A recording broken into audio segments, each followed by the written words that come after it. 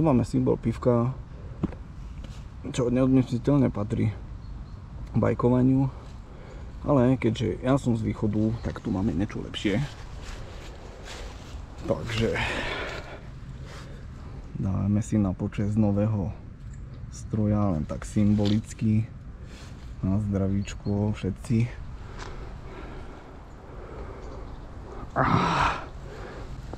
Dobrá.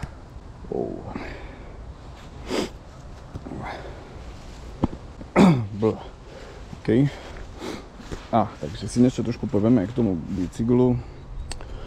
Tak čo ja viem, má to dve kolesa. Samozrejme.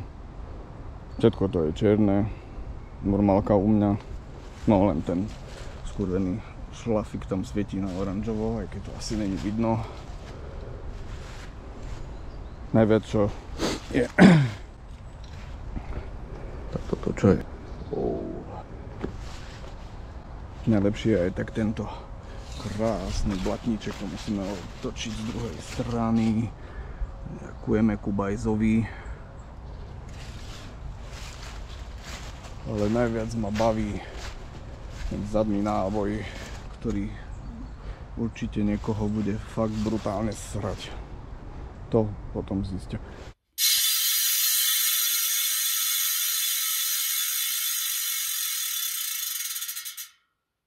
Oh yeah.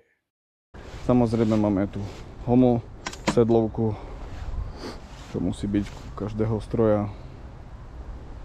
A čo ja viem, má to brzdy, kľúky, všetko čo je potrebné. Nič viac asi o tom nepoviem, veď na čo. Je to môj stroj, nikto iný na tom nebude jazdiť. Takže asi tak všetko. A asi si poďme ešte jebnúť jednu, alebo to dopijeme možno aj celé.